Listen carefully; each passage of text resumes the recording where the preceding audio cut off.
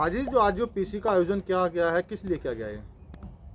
ये पीसी का आयोजन इसलिए किया गया है, ऑल इंडिया मजलिस इत्तेहादुल मुस्लिमीन की एक लिस्ट जारी हुई है जिसमें 9 कैंडिडेटों के नाम फाइनल हुए हैं। उसमें मेरा नाम भी है।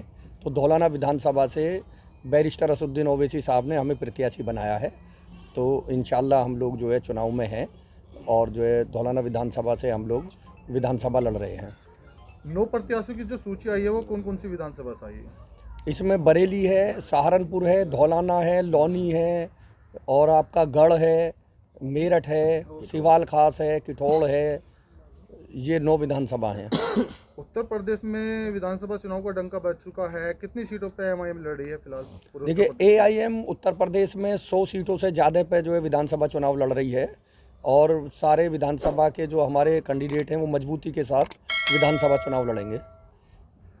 अभी हाल ही में देखा गया था किसी एक प्रधान है ग्राम के, उन्होंने आपकी पार्टी ज्वाइन करी थी और एक दिन बाद इससे इस्तीफा दे दिया। क्या वजह हुई थी? देखिए, ये तो असल में जो स्वार्थी आदमी हैं वो हमारी पार्टी में नहीं रुकेंगे। तो उनका कुछ ना कुछ स्वार्थ था। वो एक दिन के लिए आए थे मुंह दिखाने के लिए, शाम को उनको जो है बसपा वालों ने हाईजैक कर लिया तो वो उनके अंडर में जो है चले गए।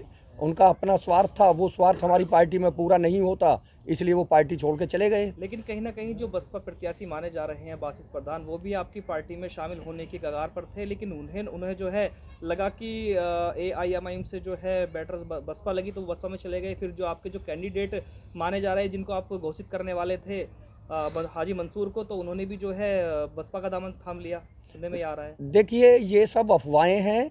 हमारा कोई कैंडिडेट नहीं था। पिछले 4 साल से बैरिस्टर असदुद्दीन ओवैसी साहब ने हाजी आरिफ अली को धौलाना विधानसभा से कैंडिडेट बना रखा था। जो मुखालिफ हैं वो हमारी जो लोग हमारी जनता में जो विश्वास है उसको कम करने के लिए ये अफवाहें उड़ाते थे।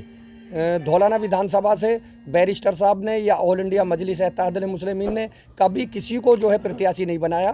यहाँ सिर्फ हाजी आरिफ अली प्रत्याशी हैं। अगर देखा जाए तो धौलाना विधान सीट पर पहली बार एमआईएम जो है अपना प्रत्याशी उतार रही है। कैसा आपका चुनाव रहेगा? चुनाव हमारा फर्स्ट नंबर का रहेगा। बीजेपी से हमारी टक्कर रहेगी। हमारी टक्कर पे कोई नहीं है दूसरा, सिर्फ बीजेपी से हमारी टक्कर है और इंशाल्लाह ऑल इंडिया मजलिस इत्तेहादुल मुस्लिमीन और हाजी आरिफ अली यहाँ से फतेह करेंगे। आप कह रहे हैं, आपका कहना है कि बीजेपी से टक्कर आपकी है, लेकिन बीजेपी वाले कह रहे हैं कि उनकी समाजवादी से टक्कर है। देखिए, सबका अपना अपना मन है। क्योंकि समाजवादी से टक्कर इसलिए नहीं है, समाजवादी का जो विधायक है यहाँ पे, उसने पिछली 5 साल में सिवाय गाली बकने के अलावा कोई विकास कार्य नहीं किए। उसने मदरसों को टारगेट बनाया। जिस काम को बीजेपी नहीं कर पाई उसको हमारे विधायक ने जो है यहाँ पे मेन मुद्दा बनाया। जिस विधानसभा में खड़े होके हमको अपने बच्चों के लिए स्कूल मांगने चाहिए, हमें खड़े होके वहाँ पे हॉस्पिटल मांगना चाहिए, हमें अपनी विधानसभा का विकास मांगना चाहिए। अल्लाह ने उसे इतनी जो है हौसला नहीं दिया। उसने विधानसभा में खड़े होके मुसलमानों के मदरसों के बंद करने की, हवाला से पैसे आने की, इस तरह की गंदी हरकत की है। इसलिए समाजवादी का कैंडिडेट यहाँ पे कोई मायने नहीं रखता और यहाँ की जनता ने उसको नकार दिया है। समाज की वोट पर डिपेंड है आप? हम लोग सर्व समाज की वोटों पे डिपेंड हैं। क्योंकि मेरा तो धौलाना विधानसभा की जनता से ये गुजारिश है कि आप जो असलम के मुखालिफ लोग हैं और जो धर्मेश तोमर के मुखालिफ लोग हैं, जो वासिद प्रधान के मुखालिफ हैं, क्योंकि ये तीनों प्रत्याशी ऐसे हैं कि इनको समाज अच्छी नज़र से नहीं देख रहा, तो मेरी तो सभी से गुजारिश ये है कि वो सब लोग अपने भाई को वोट दें, हाजी आरिफ अली को वोट दें। इंशाल्लाह सर्व समाज को साथ लेकर हमारी पार्टी चलती है और हम भी सर्व समाज को साथ लेकर चलेंगे। लेकिन आपका कहना है कि कहीं ना कहीं जो मुस्लिम समाज की वोटें हैं वो 1,80,000 के आसपास है, 1.5 लाख वोट आपकी हैं, इस तरह का कहना भी है आपका? देखिए, 1,55,000 वोटें यहाँ पे हैं। लोग झूठ बोलते हैं, कोई उन्हें 1,80 बता देता है, कोई 1,40 बता देता है। ये वोटें एआईएम की हैं। उसके अलावा ब्राह्मण वोट हमें मिल रहा है जो माननीय धर्मेश जी के खिलाफ है। जो वोट पंडितों का है वो हमें मिल रहा है। जो वोट दलितों का है वो हमें मिल रहा है, हर समाज की वोट हमें मिल रही है। क्योंकि यहाँ पर धौलाना विधानसभा में जो जनता है उसकी मन मर्जी का कोई कैंडिडेट नहीं था। अब आपने 1.5 लाख वोट अपनी बता दी हैं, असलम चौधरी ने अपनी 1.5 लाख वोट बता दी है, और दूसरी तरफ जो है बसपा से बासित प्रधान ने भी अपनी 1.5 लाख वोट बता दी है। समझ में ये नहीं आता है कि ये टोटल 4.5 लाख वोट हैं या केवल जो है 1.5 लाख ही वोट हैं। अगर बांटा जाए तो 50-50 हज़ार वोट आती है तीनों पर, लेकिन अगर 1.5 लाख वोट बांटी जाए तो क्या मुरादनगर, हापुड़, लोनी और आपका मोदी नगर से लाई जाएंगी सारी की सारी इकट्ठी करके? अच्छा, मैं इसी के दौरान एक सवाल आपसे करूंगा। सारे पत्रकार बंधु ये कहते हैं कि बैरिस्टर असदुद्दीन ओवैसी साहब की पार्टी किसकी पार्टी है? भाजपा की पार्टी। बैरिस्टर असदुद्दीन ओवैसी साहब पे जो आप लोग तोहमत लगाते हो कि वो मुसलमानों की बातें करते हैं, हम तोहमत किसी पर नहीं लगाते हैं। जो समाज में बात होती है केवल उसी की बात करते हैं। तो समाज में जैसे कि AIMIM को बी टीम कहा जाता है बीजेपी की, उस पर बात करते हैं। देखिए, समाज में बी टीम के साथ साथ ये भी तो आप लोग उजागर करते हो कि बैरिस्टर साहब सिर्फ मुसलमानों की बातें करते हैं। करते हो या नहीं, ये बताओ आप। अगर देखा जाए धौलाना विधानसभा पर 3 मुस्लिम प्रत्याशी हैं और एक हिंदू धर्म से हैं, तो किस तरह ये चुनाव होगा? देखिए, ये चुनाव हिंदू मुस्लिम नहीं होगा यहाँ पे, और ना हम इसे हिंदू मुस्लिम होने देंगे।